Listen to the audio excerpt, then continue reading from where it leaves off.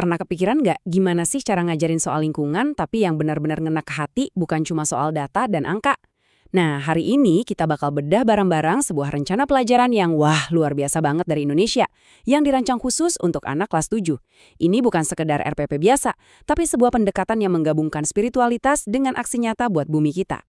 Oke, jadi jantung dari semua ini tuh cuma satu tema utama. Relasi manusia dengan alam. Di zaman sekarang ya, dengan segala isu perubahan iklim dan kerusakan di mana-mana, pertanyaan soal hubungan kita sama alam ini jadi penting banget kan? Yuk kita lihat gimana ide besar ini dipecah jadi sesuatu yang benar-benar ngena buat anak-anak. Ini dia peta perjalanan kita. Pertama, kita lihat dulu kerangka dasarnya. Terus kita dalami fondasi filosofisnya yang ternyata dari kitab Kejadian loh. Lalu, kita lihat gimana mereka pakai gambar-gambar yang kontras banget. Setelah itu, kita pahami apa sih misi buat murid-muridnya. Dan terakhir, puncaknya, kita bakal kupas tuntas 5 pertanyaan kunci yang dirancang buat mancing diskusi seru. Oke, kita mulai dari yang pertama ya, dari fondasinya, cetak biru rencana pelajaran. Jadi semua ini tuh asalnya dari permintaan yang spesifik banget. Bikin modul ajar untuk anak kelas 7 di Indonesia. Dan ini bukan cuma kerangka biasa loh, ini tuh kayak resep, detail banget. Nah, ini nih bahan-bahan utamanya. Topik? Oke, jelas. Audience? Kelas 7. Sip. Tapi coba deh perhatiin yang ini. Fondasinya dari kitab Kejadian. Metodenya? Harus siswa yang aktif, bukan guru yang ceramah. Terus, visualnya juga harus yang jelek banget, yang kontras. Perpaduan ini yang bikin semuanya jadi beda dan unik. Sekarang kita masuk ke bagian yang paling dalam nih, ke inti filosofisnya. Judulnya aja udah mandat dari kitab Kejadian. Di sini kita bakal lihat gimana coba teks yang umurnya ribuan tahun ternyata bisa nyambung banget sama masalah lingkungan zaman sekarang. Ini jembatan antara spiritualitas dan ekologi. Jadi, ayat pertama yang jadi pegangan itu dari Kejadian 1. Intinya, di situ dibilang manusia itu dikasih kekuasaan atau dominion atas bumi. Ada perintah untuk memenuhi bumi dan menaklukkannya. Kedengerannya kan kayak soal kuasa dan manajemen ya. Tapi tunggu dulu. Rencana pelajaran ini pinter banget, nggak berhenti di situ. Ada ayat kedua dari Kejadian 2 yang jadi penyeimbang. Penting banget ini. Di situ disebut, belum ada manusia untuk mengusahakan tanah itu. Kata kuncinya mengusahakan. Ini kan artinya bukan cuma menguasai, tapi merawat. Jadi tukang kebunnya gitu loh. Keren banget kan keseimbangannya? Oke, sekarang kita pindah ke, bisa dibilang ini senjata rahasianya, bagian visual. Judulnya aja, Dunia yang Penuh Kontras. Jadi emang sengaja banget dirancang buat pakai gambar-gambar yang tajam, yang beda jauh, biar langsung ngena ke emosi dan bikin paham. Nah, ini dia kontrasnya.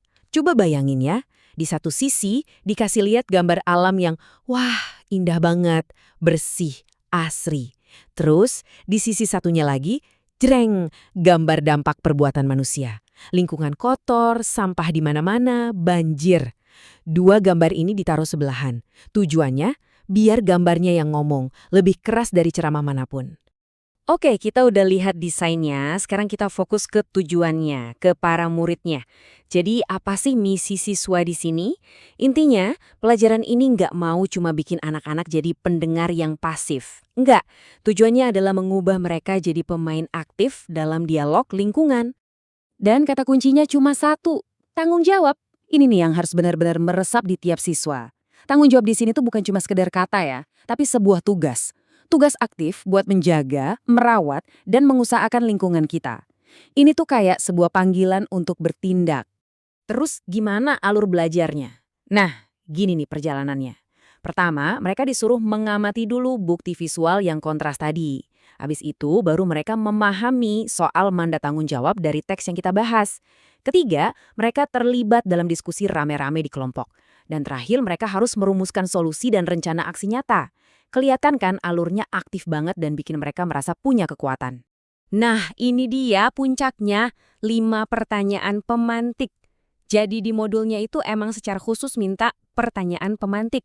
Tujuannya bukan buat dijawab iya atau tidak, tapi buat mancing debat, buat mancing pemikiran kritis di dalam kelompok. Pertanyaan pertama, langsung to the point. Apa sih hubungan antara perbuatan kita sama kondisi lingkungan yang kita lihat sekarang? Simple tapi dalam. Ini langsung maksa mereka mikirin sebab akibat. Lanjut pertanyaan kedua. Ini narik konsep yang gede tadi ke level personal.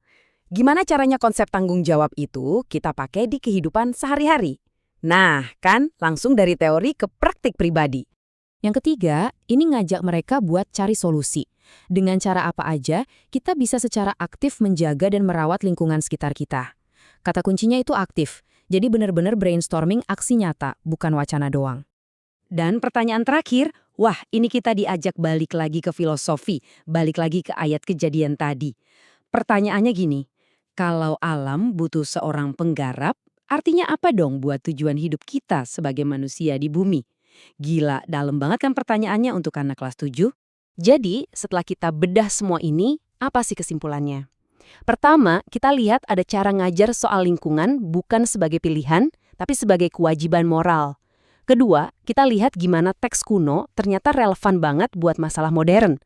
Ketiga, kita lihat kekuatan gambar buat ngugah perasaan. Dan terakhir, pendidikan itu bisa diubah dari sekedar nyuruh jadi panggilan buat bertanggung jawab. Nah, dari semua ini, akhirnya ada satu pertanyaan besar yang mungkin bisa kita renungkan bareng-bareng.